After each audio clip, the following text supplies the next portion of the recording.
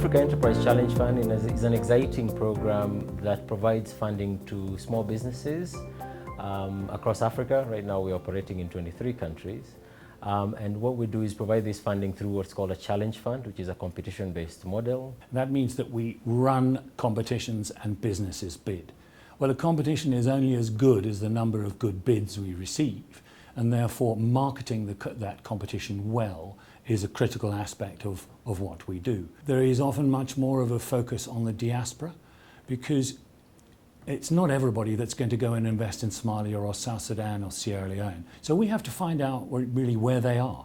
And if they're in the UK or in Sweden or the US or wherever they are, we market the competition to that kind of market. In our case, we are very much a development fund. Our major focus is on impact, and that is on having an impact on large numbers of rural households. But we look also for innovation, we look for the capacity of the business to deliver. We funded Habo, which is a company in Somalia, in an area that is right in the middle of hostile territory. And so we were not actually able to visit the site to see whether the factory we had funded existed until about a year into the program. And when we did manage to find somebody who was willing to go and do a proper supervision visit, it was very encouraging that there was a happening tuna can business that is in operation. And this is also for an export market, which for Somalia is really impressive. What you've seen in fragile stage or post-conflict situation is that people have left the country. Some people have large gaps in the education because schools were closed or universities were closed for a number of years. So really to find qualified staff which are also reliable and trustworthy is a problem.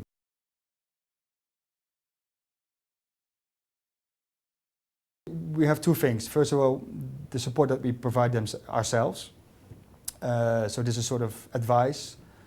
We do a lot of linkages between companies or people in our network to help them.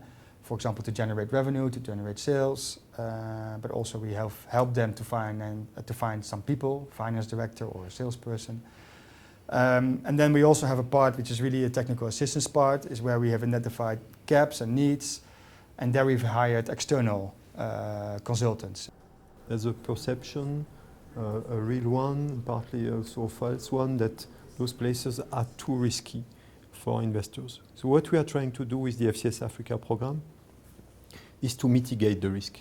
And we do that, mitigate both the risk and mitigate the cost. Providing market intelligence is one of the contributions and one of the things we do. And we do that by doing two things, simply having people on the ground, relevant, passionate resources. The second key element is, and thanks to our donors, we have funding that can be made available. And funding that is made available mostly to actually broaden the impact of investments.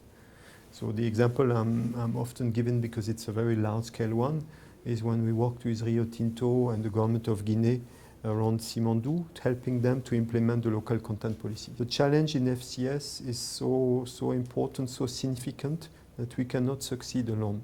How can we build a very effective, diverse ecosystem supporting the growth of SMEs? And I think that's an area where I think we are still very much at early stages, and that's an area where we should actually put our thoughts together and explore what can be done.